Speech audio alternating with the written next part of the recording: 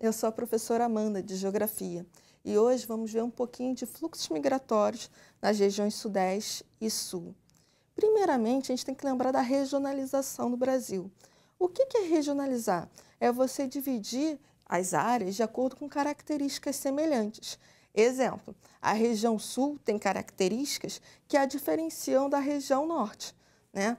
Exemplo do clima, da população, né? Da parte física, né? Vegetação, hidrografia, que tem só no Sul, que vai ser diferente da região Norte.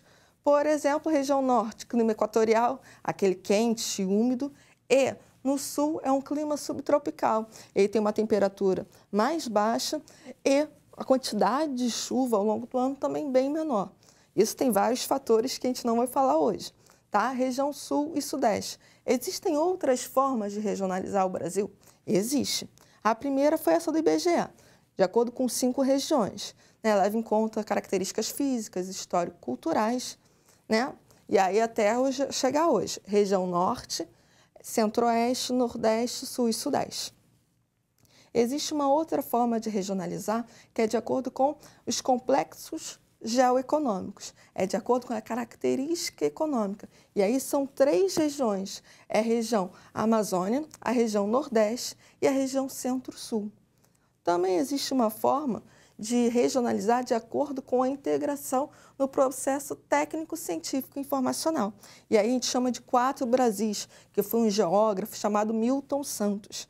Gente, Milton Santos, vocês aí, né, Botafogo, Newton Santos, não, Milton Santos. Então, 4 Brasis, Amazônia, Centro-Oeste, Nordeste e região concentrada. A região concentrada é exatamente essa região, Sudeste mais Sul. Tá? Então, hoje a gente está vendo os fluxos migratórios exatamente para essa região concentrada. Como é que se formou, qual foi a dinâmica. E agora a gente vai entender um pouquinho mais dessas características.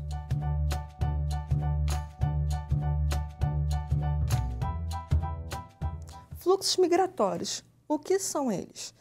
Fluxo migratório é o deslocamento de pessoas. Então, quando a gente fala do deslocamento de pessoas, a gente tem que considerar fatores atrativos e fatores de repulsão. Como assim?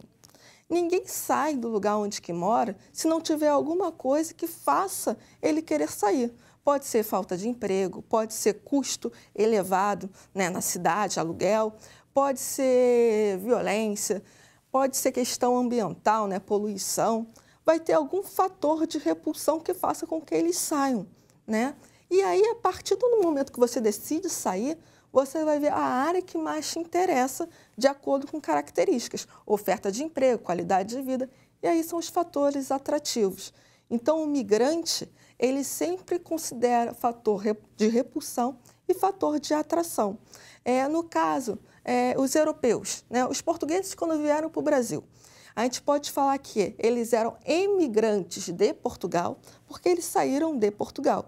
E eles são imigrantes no Brasil porque eles entraram no Brasil. Vocês tendem a confundir o emigrante com o imigrante. Então, emigrante saiu, né? Tem a ver com saída, com o exit. E o imigrante tem a ver com essa entrada. Então, a gente sempre fala nos fluxos migratórios nessa relação. Fator de atração, fator de repulsão, imigrante, emigrante. E agora a gente vai ver um pouquinho desse deslocamento das pessoas no globo terrestre. Então, vamos lá. Questão dos fluxos migratórios. O Brasil, ele sempre foi considerado um país de imigração. Então, ele recebeu muitos imigrantes ao longo do seu tempo. Só tem 2 momentinhos que isso muda, tá? Lá na década de 30, com Vargas, que ele vai restringir a imigração, e na década de 80, que o Brasil entra num período de grave crise econômica, de superinflação, que a gente chama de década perdida, né, os anos 80. Então, o que acontece? Os europeus, né, a gente primeiro vai falar de quem? Portugal e Espanha, vieram para o Brasil, principalmente naquela época, né, metrópole, colônia, na colonização. E depois a gente também tem grandes fluxos migratórios de outros países europeus, como Itália, Alemanha, Polônia. São países que vão fazer com que tenha esse deslocamento e vão contribuir muito na formação da nossa população, principalmente na região sul, tá? Só uma coisa, gente. Quando vocês perguntam assim, então os europeus foram para a região sul porque o clima era parecido. Não, não associa isso, tá? Vão ter outros motivos. Então, esses europeus vieram para cá exatamente porque no final do século XIX tinha uma política de embranquecimento da população, porque vieram muitos escravos para o Brasil. Então, o governo queria isso. Lembra que é fator de atração, fator de repulsão. O que fazer com que os europeus saíssem da Europa?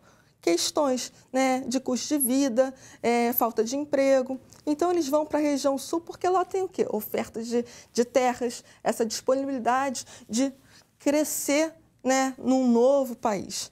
Isso é um momento. Num outro momento, eles vão vir pós as guerras, Primeira Guerra Mundial e Segunda Guerra Mundial, porque vai expulsar, né? A minha família, como alguns já sabem, né, a família do meu pai toda veio do sul da Itália, porque pós Segunda Guerra Mundial não tinha nada, eles estavam passando fome. Então, eles vieram, escolheram o Rio de Janeiro por motivos que já tinham parentes aqui, e aí eles ficaram aqui. Minha avó não pensa em voltar, não pensa em voltar.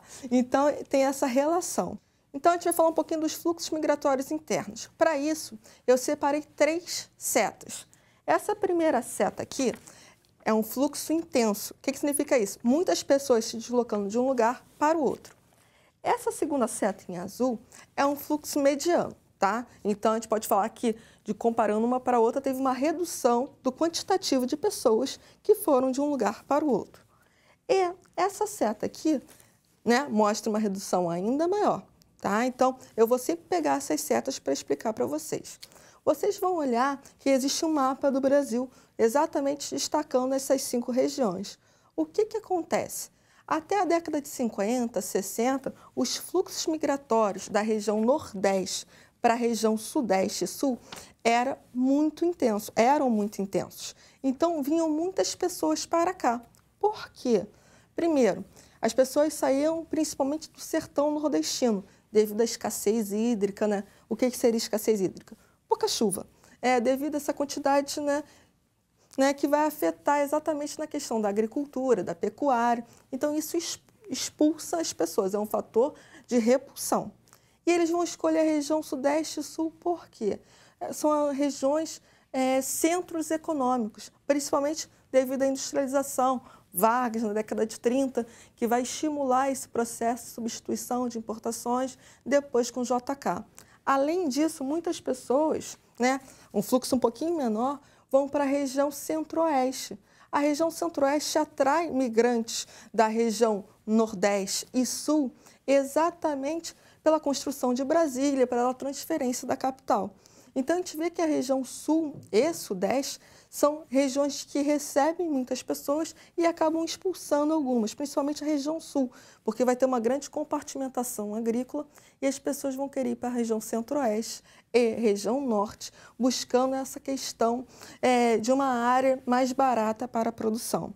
Depois tem ainda a década de 70, a gente vai ter a década de 80, que eu falei para vocês, que é aquela década, né, de crise. Então, a gente pode falar que continua um fluxo mediano para as regiões Centro-Oeste e região Norte. Região Norte, principalmente por questões de extração mineral, extração vegetal. Então, vão atrair migrantes. Parte desses migrantes do Sul e parte desses migrantes da região Sudeste. Um último fluxo muito importante é pós-década de 90, é a migração de retorno, né? Eu vou pegar essa setinha menor. O que é a migração de retorno? Muitos migrantes que vieram para o Sul e Sudeste, né, nas décadas de 60, 70, 80, estão retornando para a região Nordeste. O motivo é exatamente a realocação industrial. Algumas indústrias saíram do Sul e Sudeste buscando vantagens comparativas e escolheram a região Nordeste. Então, isso faz com que esses migrantes retornem. Outro motivo é o custo de vida nessas cidades, né? A região Sul e Sudeste é muito caro, né? Aluguel, transporte, questão realmente do trânsito. Né? Quando vieram muitos migrantes para cá na década de 40, 50, 60, a gente pode falar que teve uma macrocefalia urbana. O que é isso? Aquele inchaço da cidade. Então, isso faz com que tenham problemas infraestruturais, sociais, ambientais. Então, pós-década de 90, tem essa migração de retorno. Uma coisa muito importante que os migrantes, eles influenciam o local para onde eles vão. Exemplo, na região sul existe uma terra chamada terra roxa. É um solo muito bom para a agricultura. Ele é proveniente do derramamento basáltico. O que é isso, né? O vulcão, há muito tempo atrás, entrou em erupção, essa lava, né, saiu, solidificou, formou o solo. Então, essa terra roxa é roxa? Não, ela é vermelha. Aí você para e pensa, então por que o nome é terra roxa? Porque os italianos, quando vieram para cá explorar essa área agrícola, eles chamaram de terra rossa, porque rossa em italiano é vermelho. Só que a gente acabou abrasileirando e ficou terra roxa. Outra questão são os hábitos alimentares, a questão da cultura, a questão da religião. Então, os migrantes influenciam muito essas áreas para onde eles vão. A gente fala que eles se reterritorializam. Né? Território tem a ver com relações de poder, eles saem da sua área, eles perdem essa territorialidade, numa nova área eles põem essas características. Então, tem uma reterritorialização. Então, a dinâmica dos migrantes tem essa influência com a cultura. Gente, como atividade, eu quero que vocês vejam no círculo familiar de vocês se existe algum migrante. Pergunta para os amigos, familiares, né, nesse momento afastado, né, pelas redes, se eles vieram de outras regiões, quando e por quê. Tenta associar com essa questão dos fatores de atração, de repulsão e esses momentos das décadas. Vocês vão ver que tem muita relação com características econômicas e qualidade de vida. Espero que vocês tenham gostado da aula. Um forte abraço e até a próxima.